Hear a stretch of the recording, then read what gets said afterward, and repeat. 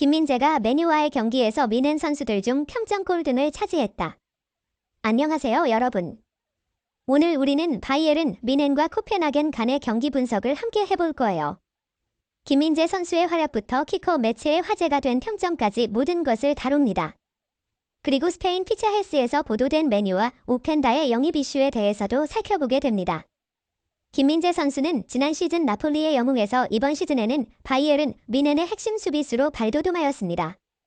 그의 활약과 관련된 다양한 의견들을 함께 알아보는 시간. 지금부터 시작합니다. 독일 매체 키커는 4일 한국 시각 바이에른 미넨과 코펜하겐과의 경기의 평점을 공개했다. 키커는 김민재에게 평점 3, 5점, 우파메카노에게 평점 3점, 울라이히한테 평점 2점을 부여하면서 또다시 낮은 평점을 기록했다. 키커의 평점은 낮을수록 좋다. 1점, 최고점, 5점, 최하점.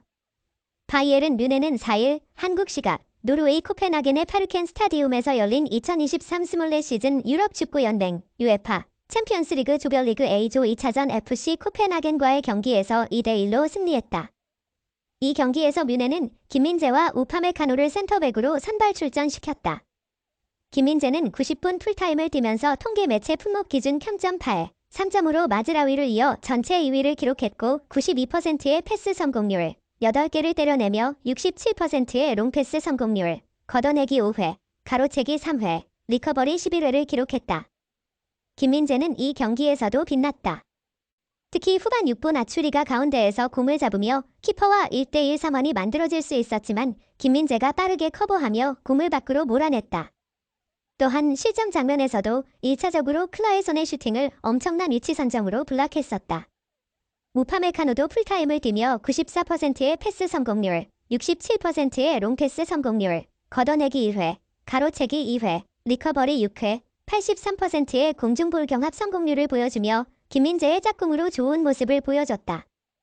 하지만 김민재만큼의 활약은 보여주지 못했다. 한편 김민재보다 평점이 훨씬 높은 울라이히는 그만큼의 활약을 보여주지 못했다.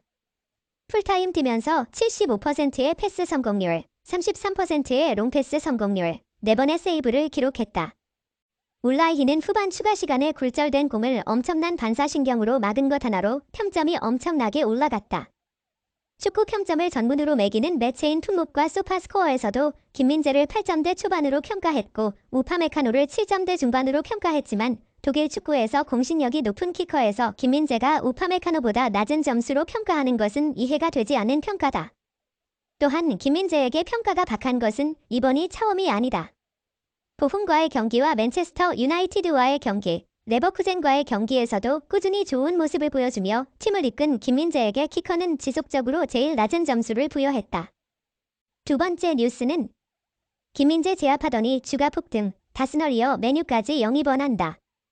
스페인 매체 피차헤스는 5일 한국 시간 맨체스터 유나이티드 맨유는 오펜다의 영입 가능성을 타진하기 위해 계약 세부 내용을 라이프치히에 요청했다라고 보도했다. 오펜다는 현재 분데스리가에서 가장 핫한 공격수로 꼽힌다. 지난 1일 치러진 바이에른 미넨과의 리그 6라운드에서 2골 2도움을 올리며 이름값을 높였다. 김민재와의 대결에서 승리를 거두기도 했다. 오펜다는 이날 경기에서 폭발적인 스피드와 저돌적인 몸싸움으로 김민재를 수차례 위기로 내몰았다. 오펜다에 밀린 김민재는 비판을 피해가지 못했다. 독일 축구의 레전드 로타어 마테우스는 경기 직후 김민재는 미넨의 불안 요소다라는 혹평을 내놓기도 했다. 김민재는 이 경기 후 토마스 투헬 감독과 현지 매체들의 비판을 받고 있다. 독일 축구의 전설 로타어 마테우스 역시 김민재를 직접적으로 비판했다. 그런데 오펜다가 UCL 디펜딩 챔피언인 맨시티 수비진마저 파괴했다. 김민재가 부족했던 것이 아닌 오펜다가 워낙 압도적인 스피드를 갖춘 것으로 볼 수 있다. 반짝 활약이 아니었다. 오펜다는 5일 치러진 맨체스터 시티, 맨시티와의 챔피언스리그 조별리그 2차전에서도 득점포를 가동하면서 상승세를 이어갔다. 폭발적인 활약에 러브콜이 쏟아졌다. 이번 보도에 따르면 맨유는 앙토니 마르시알의 계약 만료가 임박했다는 점을 고려해 새로운 공격수로 오펜다를 노리고 있다. 치열한 영입 경쟁이 불가피하다. 맨유뿐만 아니라 아스널 역시 공격진 보강을 위해 오펜다의 영입을 진지하게 고려하고 있는 상황.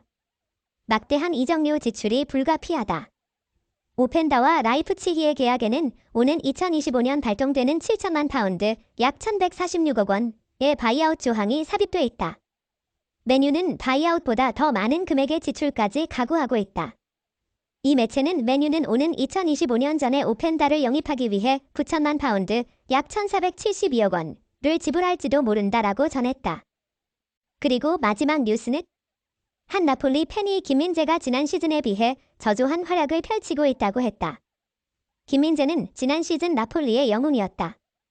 나폴리에 합류한 첫 시즌에 팀의 핵심 수비수로 자리 잡았고 시즌 내내 최고의 활약을 펼치며 나폴리가 33년 만에 이탈리아 세리에 A 우승을 차지하는 과정에서 핵심적인 역할을 했다. 김민재의 활약 덕에 안정된 나폴리의 수비는 지난 시즌 리그에서 단 28실점만을 허용했고 활약을 인정받은 김민재는 시즌이 끝난 뒤 리그 최고의 수비수와 베스트 11에 선정됐다. 이후 김민재는 여름 이적 시장을 통해 바이에른 뮌헨으로 떠났다. 뮌헨은 유럽 최고 수준의 실력을 보여준 김민재를 영입하기 위해 노력한 끝에 김민재를 품었다.